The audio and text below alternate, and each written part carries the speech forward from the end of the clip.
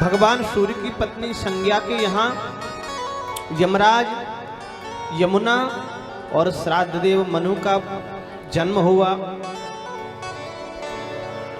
इन स्वयं ये जो मनु है, श्राद्ध देव मनु, ये वैवस्वत कहलाए।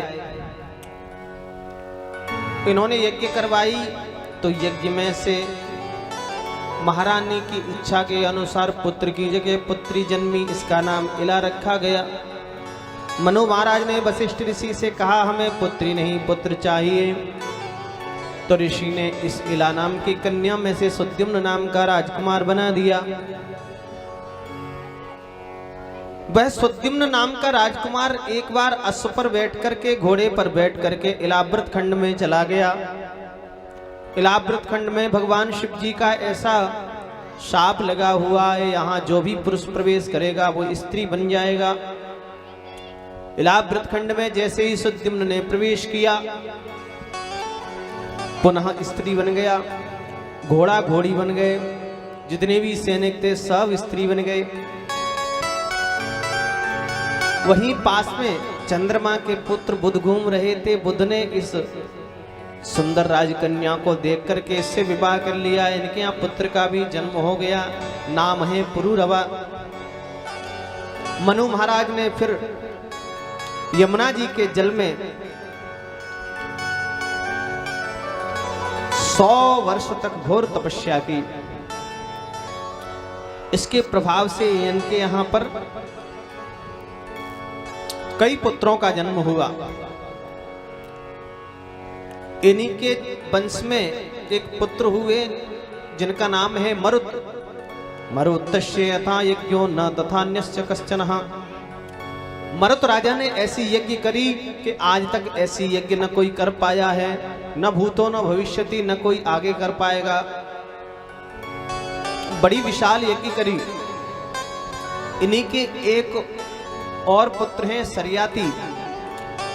सरयाती राजा की जो पुत्री है सुकन्या, ये जंगल में घूम रही थी। इन्होंने एक बामी में 2 चमकते हुए उजाले जैसे कुछ देखे। बमूल के कांटे से उनका भेदन कर दिया। वो च्यवन ऋषि का अपराध हुआ तो उस सुकन्या का विवाह सरयाती राजा ने च्यवन ऋषि के साथ ही कर दिया। सनत कुमार, ये अश्विनी कुमार यहाँ पर आए। अश्विनी कुमारों ने बूढ़े ऋषि को जवान बना दिया। इन्होंने यज्ञ पूर्ण कराई। अश्विनी कुमारों को देवताओं में भाग दिलाया। मनु महाराज के एक और पुत्र है नभग। इनके पुत्र हुए नाभाग। इनके यहाँ अम्बरीश जी का जन्म हुआ। अम्बरीश जी मथुरा के शासक थे। भगवान के बड़े ही लाडले भक्त थे अम्बरीश। कि अम्बरीशो महाभाग सप्तदीपवतीं महिं भैरवी अव्ययां च श्रियां लब्ध्वा विभवं चातुलं भुवि।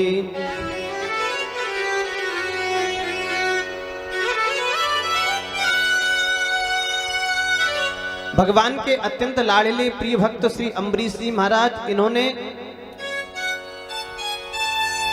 व्रत धारण किया एकादशी का व्रत। एकादशी व्रत की बहुत बड़ी महिमा है सज्जनों देवियों।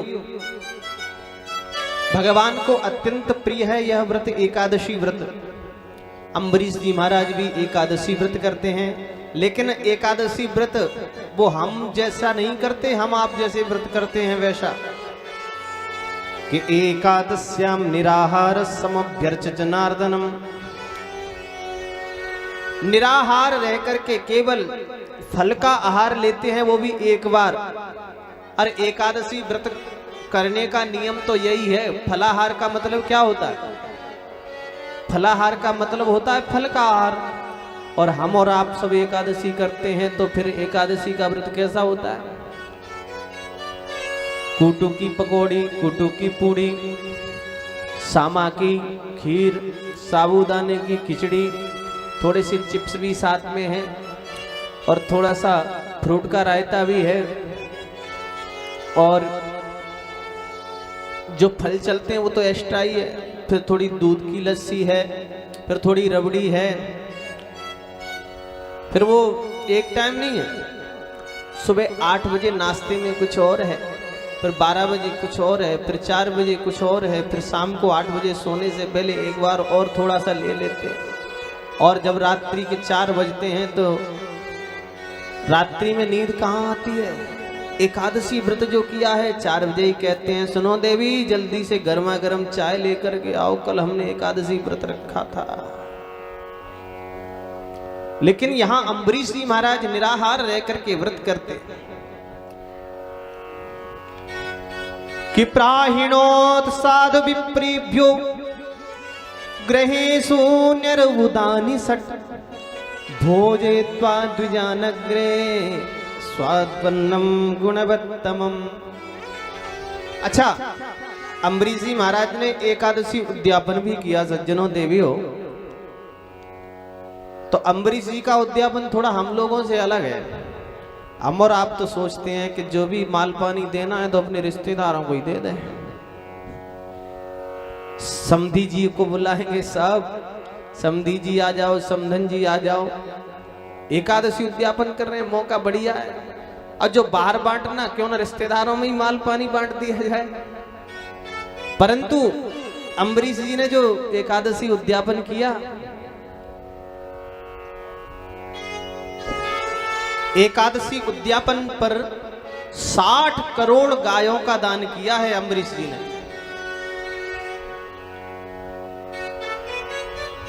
निर्वोदान सट और भोजयित्वा जानग्रे स्वाद्वन्नम गुणवत्तमम।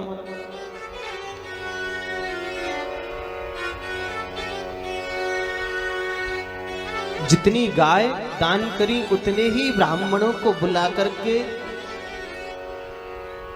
ब्राह्मणों की इच्छा के अनुसार उनको भोजन कराया है। तृप्त होकर के ब्राह्मण अम्बरीश जी को आशीर्वाद देकर के चले गए। तभी तक दुर्वासा ऋषि आ गए, बोले हम भी भोजन करेंगे। 60,000 ब्राह्मण ऋषियों को साथ लेके आए। महाराज करिए भोजन, बोले अभी नहीं करेंगे। यमुना जी में जाकर के दुर्वासा ऋषि ने डुबकी लगाई, बोले जब इसका व्रत भंग होना होगा, जब कुछ गलती करेगा तभी जाएंगे। अम्बरीश जी ने गुरु जी से कहा, दुर्वासा ऋषि तो आए नहीं प्रभु, त्रयोदशी लग रही है, पारण तो करना है। वशिष्ठ ऋषि ने कहा तुलसी दल ले लो, शालिग्राम जी का चरणामृत ले लो, इससे तुम्हारा पारणा भी हो जाएगा और ब्राह्मण से पहले भोजन भी नहीं होगा। जैसे ही चरणामृत लिया अम्बरीश ने, सो दुर्वासा ऋषि आ गए। दुर्वासा ऋषि ने कहा, यो मावतिथि मायात मातिथ्येन निमंत्र्य च अदत्वा भुक्तवांस्तस्य सद्यस्ते दर्शये फलम्।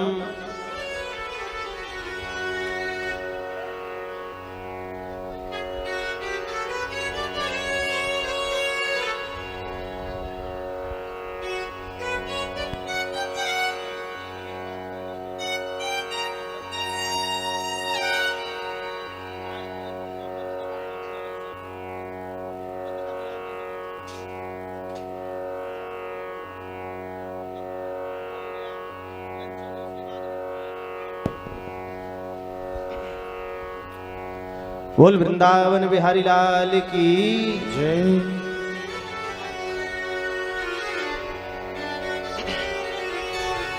बाहर निकले और एक क्षण में कृत्या को जला करके भस्म कर दिया।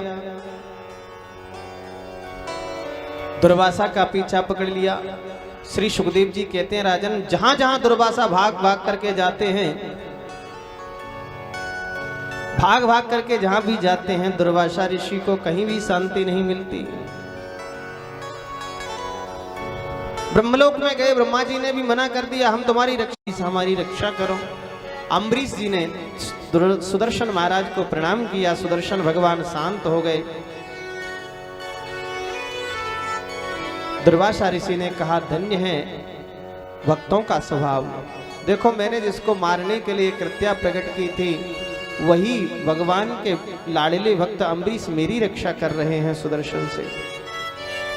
इसी वंश में आगे चल कर के एक यवनाश्व नाम के राजा हुए। इनके जब कोई पुत्र नहीं था तो उन्होंने यज्ञ करवाई। यज्ञ के मध्य में यज्ञ का जो पुंसवन जल धरा, उस घड़े का जल रात्रि में राजा को प्यास लगी, वो पी गए।